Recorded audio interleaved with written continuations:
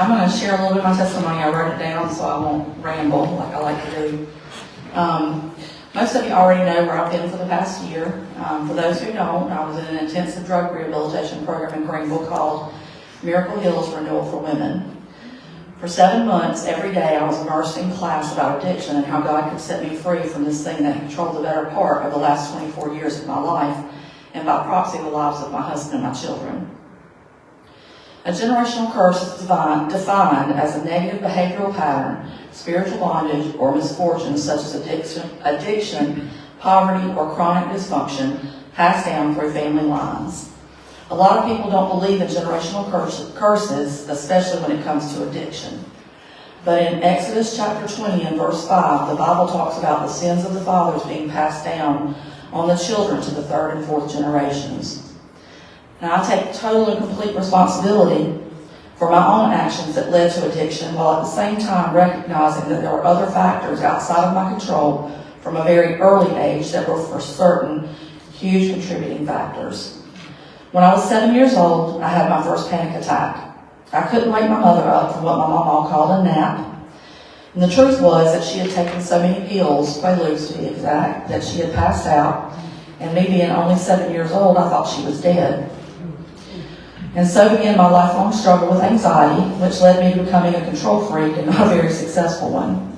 It was a domino effect for me. Anxiety, panic, then fear, then a struggle to control, then failing miserably at controlling everything, and then finally onto pills, specifically Ambien, which gave me a false sense of control, leading to sleepwalking through almost an entire 24 years of my life.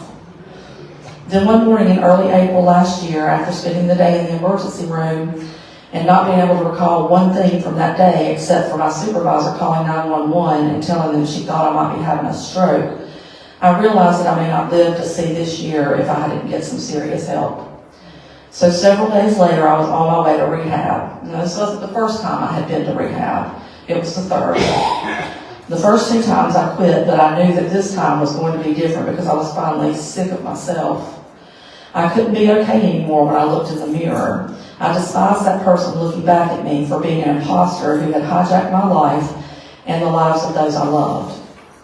Jeremiah 29:11 says, "For I know the plans I have for you, declares the Lord, plans to prosper you and not to harm you, plans to give you a hope and a future."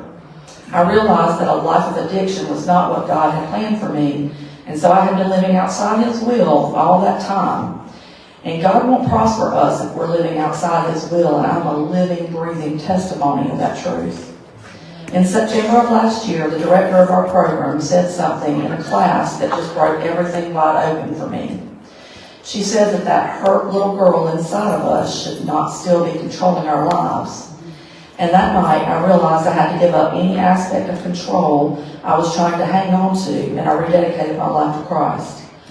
I won't say it was all like magic and immediately all my issues were gone, but I will tell you this. I don't need Ambien or marijuana to get me through the day anymore.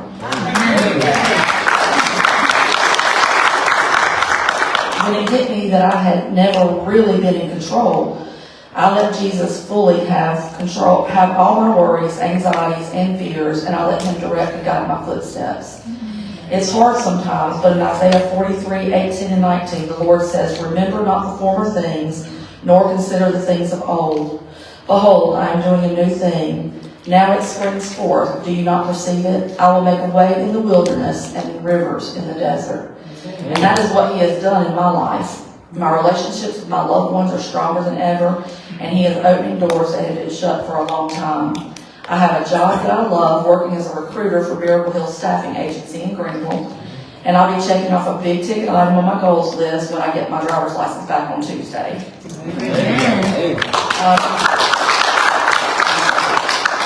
I thank God every morning for giving me another sober day. I want to thank you, my home church, for the love, encouragement, and support you've given to me and my family.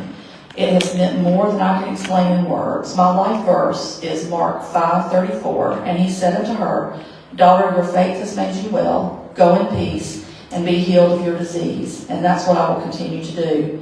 Today, I celebrate recovery over Ambien and marijuana. Thank you for letting me share. Amen.